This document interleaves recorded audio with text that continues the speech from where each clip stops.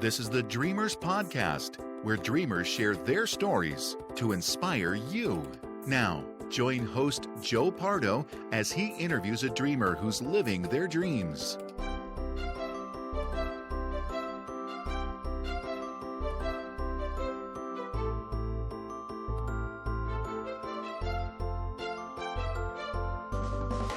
Welcome to the Dreamers Podcast. I'm your host, Joe Pardo, and today I am interviewing Andrew Mason, who is living his dream by interviewing mentors in business, tech, and creativity.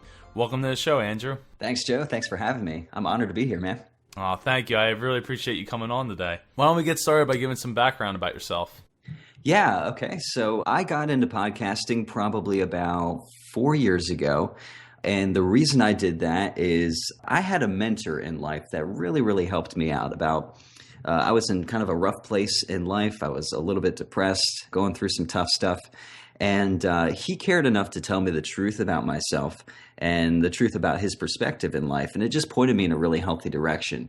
And from that moment, I'm like, you know what? There is no shame in learning from others. There's no shame in finding out people that have a different and better perspective than you do and where you are in life. And so I set out to learn from as many people as possible about just different things in business and in technology and creativity. And I wanted to have an exclusive coaching session with them and then just pass that information on to everybody else so that they can do what they do better too. So that was the canned answer. And then where I'm actually from is in Delaware. And Delaware is kind of like, it's this strange mixture of redneck and technological savvy people. So you have like this kind of rural farmer that like updates the status of like how his corn is doing on Twitter, and that's really unusual, but that's kind of our demographic over here. I've been here all my life, and I love it actually, and it's kind of cool to be in a spot that isn't really populated, but you're connected to the rest of the world through technology, and so that's a little bit about me. So what does interviewing mentors mean to you?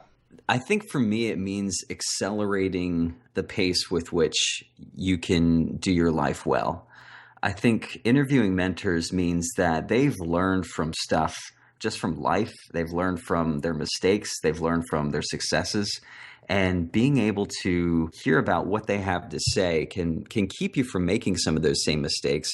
And I mean, let's face it, we're all only here on this earth for so long. And I'd hate to have to waste portions of my life relearning stuff that other people have already gone through. And so why not stand on the shoulders of other people who've already done this stuff? And so I'm surprised that not more people are interested in that. It seems like a lot of people really do want to blaze their own trail and make their own mistakes. And I totally get that. That's an identity thing. But in my mind, I'm like, you know what? If somebody's already written a book about it or taught me what I need to know about it, then, sign me up. I'm in. Yeah, I mean, it totally makes sense to learn from what other people have already experienced. I mean, that's how I've pretty much gone through life and know as much as I do because I take the time to listen and not just listen to respond to people. So what would you say inspires you? I think what inspires me is seeing somebody who pushes that edge, pushes that envelope a little bit. It seems like there are people out there that they put it all on the line. They push the envelope creatively or by the amount of just sheer hard work that they do or just by thinking a little bit differently than the crowd. And I think that's what makes people stand out. You see kind of a bell curve of humanity, and then there's these people just kind of on the fringes. Malcolm Gladwell calls them outliers, and they seem like these instant success stories. These like they're absolutely obscure, and then they just like rise to fame, and the world and MSNBC and Fox News and the entire every news network everywhere wants to know, what did you do? What was the one thing that you did? But every single person I've ever interviewed has told me, it's not that one thing we did. We can't even answer that question well. I mean, there is a series of small decisions that we've made to be excellent, to do the difficult thing, and to do what we know is right and be true to ourselves over a long period of time that's given us what the platform that we have, the influence that we have, and the success that we have. Yeah, I mean, if I had to pick one thing, I think I would say just doing. Yeah. Just doing it and learning as I go along and put in the extra hours that obviously it's going to take to do something because you don't know. It's funny, Joe, that we live in a culture where we love to analyze stuff. We love to after every sports event, we spend, 2 hours of analysis about what happened in that event. And we're a culture of spectators, and we almost confuse being a spectator with actually doing. And so there's a very few people out there that are actually doing and putting in the hours. The rest of the world just kind of likes to sit at the sideline and critique what they do.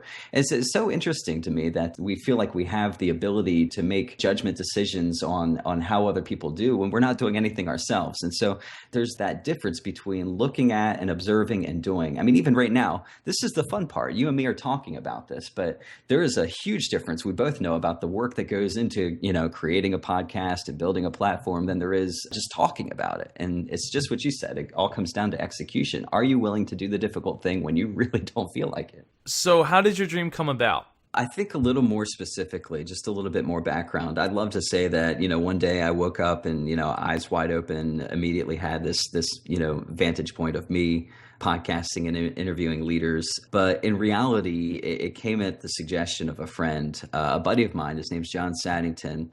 And I were talking about just different things that we could do in the technology space.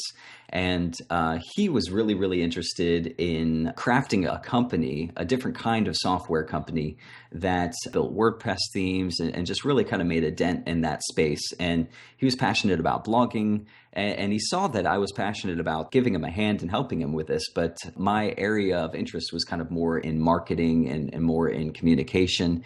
And he was like, you know what, dude, you have a semi-okay voice. Why don't you run our company podcast? And I said, sure, that'd be great. First, we started interviewing just each other. We actually interviewed different members of our team and just what was happening at the company at that time. It was called 8-Bit. I think the website's still around, even though the company isn't. It was 8bit.io. And we just kind of talked about what was happening in the company at that time. But then we started widening the circle a little bit and just asking other companies and their PR sections for, hey, do you mind if we hang out a little bit and just get some advice about what you guys do? And that circle just slowly over time became broader and broader. And it's funny. One of the things that John taught me, and I'll never forget this, is it never hurts to ask. He's told me some crazy, crazy stories about how he'd ask for discounts or how he'd, look for just different ways of doing things and just asking people who are supposedly in charge, hey, do you mind being on our show? You've never heard of us. There's no reason that you should, but, we'd love to have you on and just ask you a couple of questions and learn from you. We were so surprised as soon as we started getting people to say yes. So after 8-Bit dissolved, we kind of took some of those episodes and rebranded, and I turned it into a show called The Pro Guide, and the idea behind that title was pro meaning professional, guide, guiding you along. So a lot of people get that confused, saying that, do you think you're a professional? And not really. I'm just here to learn from them, and I consider them professionals and learning from them. And we started getting people like Guy Kawasaki from Apple and David Allen from Getting Things Done, and all of a sudden we're like, oh my gosh, man, there are so many amazing people that are ready and willing to share their life experience. And I really found out that I love learning from people. It just became a passion of mine. What is that one or two nuggets of information that maybe they haven't shared with somebody else, that if I asked the exact right question, it might elicit from them just something that nobody else has ever heard before. I mean, maybe it's a piece of life experience. Maybe it's just something that they're passionate about, or a different way of looking at something they've already done that could maybe uncover some wisdom that they would have for everybody. And I just want to share that with the world. Yeah, no, I could totally understand. It's interesting because I really haven't had the interview chair, flipped before and been the person that is being interviewed. And I find myself, even silently critiquing what I'm saying, thinking like, man, I am taking so many words to say so few ideas. But I think people love sharing what they're passionate about. You hear their heart just as much as you hear their words. And I think that's something that's important too. Definitely. So how was your dream received by your family members? They are very receptive to it. They've always, I don't know if this is the norm or not, but my family's been really, really supportive of just about anything that I've wanted to do. Growing up, I wanted to program video games, and I tell the entire world that I'm a nerd raised by nerds, which is really rare, but also even rarer in a cornfield in Delaware. So my parents invested in me so much to help me learn or pursue whatever career path I happened to be interested in at the time. So originally it was programming and video games. Now I'm working full time at a nonprofit, and I really love that because I get to do all the tech stuff for them. But on the side, I started, realizing, man, I really love learning from people. And it's really funny. My mom is the first person to like or retweet anything that I share. So even if it's like complete, utter, like, I should never have shared that, or it was awful or meaningless or whatever, my mom is so supportive. She'll retweet it or share it. And so even if I ever look at anything any kind of a status update that I've seen, my parents, I mean, if there's a number one by it, I know that that's my mom or dad retweeting me. So they love me, and I'm so thankful to have had that kind of a support system. And I know that a lot of people don't have that, and I'm super lucky to have that. Yeah, you are. And not only to have that, but to have parents that are socially aware. So what steps did you take to get started? In terms of pursuing podcasting and also pursuing just learning from people, a piece of advice I got from one of my mentors that I actually haven't even had on the show yet, he said, if this is something you want to pursue, make sure it's something that you really would do for free already. And podcasting absolutely is. Learning from people absolutely is. I think the way I got started is just got a microphone and started recording conversations with people. I spent a lot of time really thinking about the questions. I feel like a well-crafted question could change the direction of an interview. And so it's funny, man. My personality, if you look at it on a disc profile, if you happen to be familiar with that, I am a melancholy sanguine, which means I am a inwardly turned outgoing person, which means there's like inner civil war going on all the time. Basically, that means I love being in front of people, but I love being well scripted as well. So this kind of off the cuff thing where, you and I are talking is a little bit outside of my comfort zone, I'll be honest. But generally, I love being able to just spend some time in solitude and just really script out a well-crafted question that I think that would just get that person's gears turning and get them be open-ended enough to let them just sit there and share. So apparently you're doing that really well too, because I'm going on and on. I think the original steps that I took to get started were just interviewing as many people as possible and getting content out there as quickly as possible. I think a mistake that I made early on that I would suggest other people not to do is don't over edit yourself. Don't try and make yourself sound more polished than you are. If you have any kind of technical skill, your tendency will be to want to, take out every single dead space, every single misspeaking that you do. And although that's makes you sound more polished, it's almost like Photoshop for audio, and it gives people an unrealistic expectation of what you're capable of. I mean, why not let your flaws show? Because it's the real you, and you want people to like you for you too. So authenticity, I think, is a huge thing too. I tried to spin myself as this really well-polished, well-spoken person, and looking back, I don't think I would have done that. That's really interesting. I mean, I battle with that all the time with how much I should edit a show. I mean, I've spent up to 3 hours editing an hour of one show, and I really want the guests to sound good. At the same time, I don't want it to sound robotic. And I think for the most part, I've struck a good balance. I don't know. By the time this episode comes out, I guess we'll know. I think there is a line between putting your best foot forward, which I think is you need. I mean, you need to have at least some level of polish to be able to have your show be listenable. I mean, if you're just tuning into somebody's conversation, nobody's getting to the point, then it almost feels like you're not respecting the listener's time. But at the same time, there is a line, and people can overdo it. And I think I was guilty of that earlier on. So when you do your questions for your show, do you make them specific to the person in which you're interviewing? I have a couple of framework questions that I feel like work almost in any case. And you might have heard these questions. Some of these questions work with some other podcasters that I've modeled after that I just, they're just good questions. When you're asking the person, what advice do you have somebody who's just getting started? I mean, that's just a really good question, no matter who you're asking. But as you start delving a little bit deeper into the area of business or tech or creativity, there happens to be, I feel like the more specific you get to that person's life situation, the more time you spend studying them so that you can kind of get to the more nitty gritty, the better. Because if this is a higher level person to where they've done 70 interviews already, if you ask certain questions, you're going to get their canned answer. And so if you already kind of ask a question with their answer presupposed in it, it'll help you dig a little bit deeper. And so some people have just like their elevator pitch of what they say. And you can start your question with, hey, I know you believe that, X, but tell me a little bit more about why that is. And that'll give them time to just presuppose the answer that they usually give and then just jump a little bit deeper. So were there any roadblocks that you've hit along the way? It's funny. I heard a different podcast. If you've ever listened to the Tim Ferriss show, just came out a little while ago.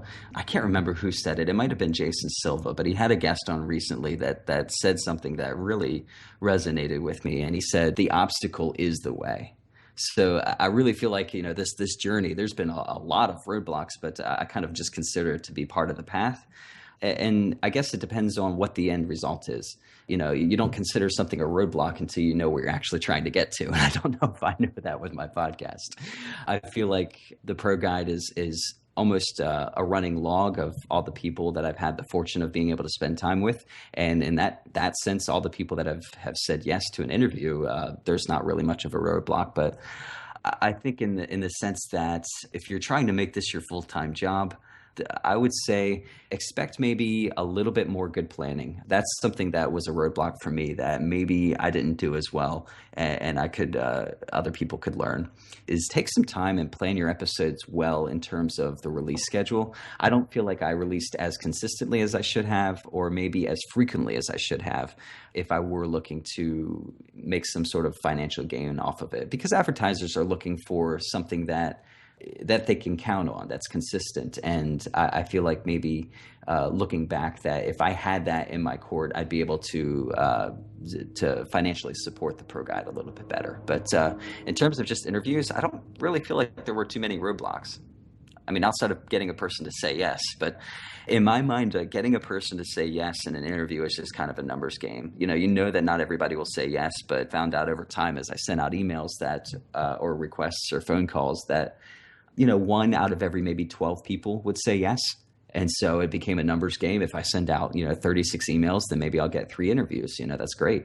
And I never really viewed that in terms of a roadblock. And actually, I wore some of the failures, quote unquote, proudly. I got a rejection letter from Dan Cathy from Chick-fil-A, and I did all but frame that. But I kind of kept it with me as a reminder, hey, maybe one day I'll be able to get to interview him, and I'll, have that as a sign that, you get to interview more and more interesting people along the way. So I don't think so. Yeah. I mean, one of the people that I wanted to interview was Leonard Susskind, plumber turned, I don't know what we would say, astrophysicist or something to that effect. He proved Stephen Hawking wrong about his black hole theories. Mackerel. Okay. Yeah. But he started out as a plumber.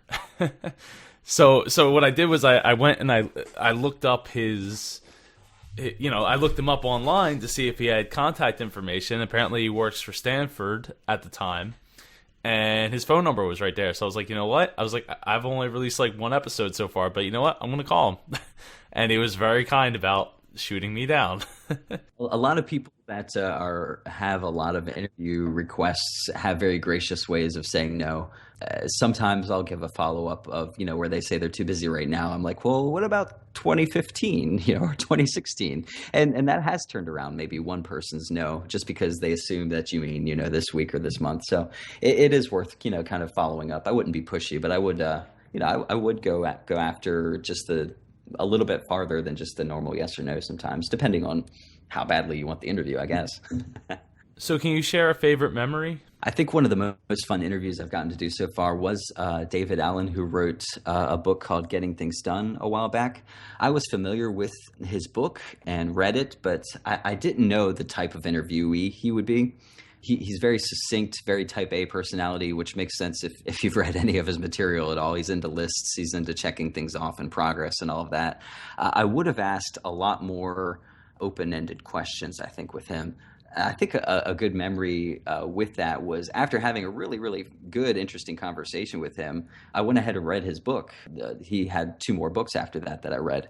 It was really, really good stuff. Honestly, I don't know if I would have been as interested in the material had not have already talked to him. And GTD, I've kind of adopted as my way of, clearing tasks and getting stuff done. So we have him on the slate to be another guest coming up in later this year, I think in December. So I'm really excited about doing a follow-up with him and just thinking of, is there something I could ask this guy that he's never been asked before? I don't know how crazy this sounds, but I'm trying to push the limits of this metaphor that he's using to get people to be more productive and ask, is there a way that he's looked at this that maybe I could look at this a little bit differently and ask a question that would maybe reveal a new insight from him. And so being able to have 20 minutes to pick somebody's brain like that, dude, I'm pumped about that. Yeah, I mean, maybe you could look up his other interviews and read up on it and listen to it and then form a question that maybe they didn't go as far. They didn't take it that next step. I have borderline stalker status. No restraining orders yet, but I totally have. So is there any parts of your dream that haven't quite worked out yet? Anytime that you're doing something you love, you always look to the future about what could be, brighter or better or bigger. And I think for me, there are a couple of names of people that I would love to interview that I haven't gotten a chance to yet just because of the size of the platform they have or for whatever reason. And then maybe even the financial portion. I'd love to get to a point where this could be supported and be a full-time gig. I'd love to interview people, 5 or 7 days a week. I think that would be fantastic. Some people that come to mind that I haven't yet gotten to interview yet would be maybe Ken Blanchard. I love his stuff. Stephen Covey's son, just his book, 7 Habits of Highly Effective People, being able to interview his son and just kind of see what his dad was thinking as he wrote that book would just be huge for me. And maybe 1 or 2 other people. But yeah, there's definitely a lot of people I'd still like to interview. I don't feel like I'm anywhere near being done yet. So what do your dreams for the future look like? I feel like maybe 5 to 10 years from now, I'd like to maybe have a studio of some sort. Right now, I'm just recording a Yeti mic, which I see in your picture you have, which is, dude, this thing, if you don't have a Yeti mic, man, this thing is like probably the best bang for your buck. But I'd like to go ahead and invest in some really good equipment. Definitely not necessary for being able to learn from people, but, helps up the show quality a tad. I'd love to actually interview people one-on-one in person. Most of the interviews that are happening right now are, via Skype or telephone. I'd love to be able to travel from place to place and just sit down with somebody in a coffee shop and just pick their brain, because the reason for that is there's just so much you don't get, even across Skype, in terms of body language and in terms of just what that person is thinking and feeling, that I feel like you can. And it comes across in the interview as well. There's just a rapport that people get when they're talking together in person, that there's still a disconnect. Even though we're well connected online, there's just something missing for me with that online connection. So I'd love to maybe be able to travel a little bit more and have a little bit more equipment. But other than that, man, I love it. So is there any last thoughts you'd like to share? Something a mentor told me once is that life is a marathon and not a sprint. I don't know about you, but I come up with so many different ideas for just different stuff that I could do or try or should try. And most of it lasts for about a day or a week. And if you don't see whatever success that you feel like you're looking for in a short amount of time, make sure your pace is sustainable. Make sure that the rate at which you're doing stuff is something that you can continue to do for years. Because if you don't, you'll burn out. And a lot of the reasons that people haven't reached their goals or their success, I feel like, is because they tried so hard at a unsustainable pace that they burned out maybe even inches before the goal line. And so I feel like rhythm, I feel like a sustainable pace is such a huge thing. And having a balanced life, I mean, and what do I mean by balanced? I guess a life that, even though I love interviewing people and I love learning from them, that is just one aspect of my life. I mean, I'm so happily married and I have a great group of friends that I spend time with. And it's just one slice of the pie. And don't get so focused on the slice that you're trying to improve that you miss the rest of the pie. So could you share your websites with us? Yeah, absolutely. Right now, the site is called ProGuide.io, and that's the website. It's a little bit slower in terms of being updated with the latest podcasts than what's on iTunes. So if you want to see the latest and greatest, head over to iTunes and search for and then space ProGuide, all one word, and you'll find me. Great. I'll have them in the show notes. Do you have a Twitter account or Facebook page? Thanks for asking. I seem to forget to promote myself. It's crazy. Twitter account is at Andrew J. Mason, and that's me personally. And then at The Pro Guide is the show's Twitter account, which is just kind of constantly updates with just inspiring quotes or thoughts from people that I've learned from. Well, that's awesome. Thank you for coming on the show. I really appreciate it, Andrew. I'd love to have you on again in 6 months to a year, and we'll talk and see who you've interviewed since then. Maybe you captured one of your unicorns. Joe, fantastic interview, and thank you so much for having me here, man. I've had a blast hanging out with you, and dude, I wish you success, man. Thank you very much. I really appreciate that. Well, thank you again for coming on the show. My pleasure. Thank you, Joe. Thank you for joining us for this episode of the Dreamers Podcast. Follow us on Twitter at Dreamers Podcast. Join us on Facebook at facebook.com/Dreamers Podcast. If you or someone you know would like to be a guest on the Dreamers Podcast, please send an email to j@jpar.co. This podcast is copyright 2014 by jpar.co.